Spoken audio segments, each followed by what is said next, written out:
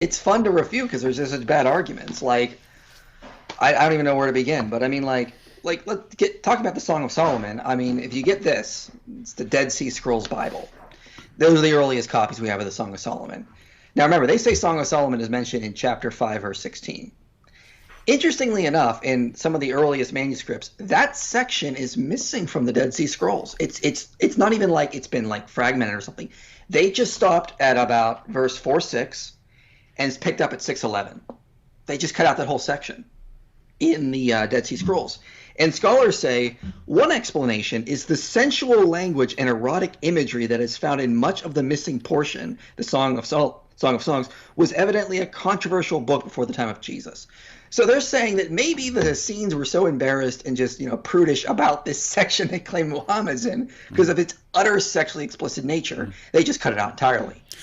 We continue again with our friend who called himself Inspiring Philosophy.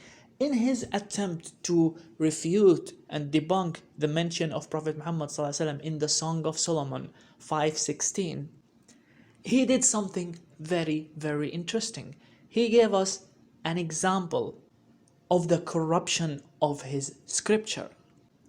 He's saying here that certain verses from the Song of Solomon were removed from the Dead Sea Scroll.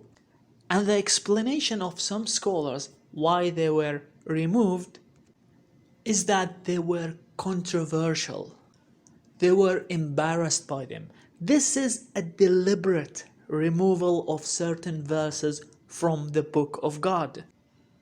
And you're laughing while saying this? Really? That's funny? Let me ask you a question, Mr. Inspiring Philosophy. If you admit that these verses were deliberately removed from the Bible, how do you know what else was removed? Thank you so much for watching.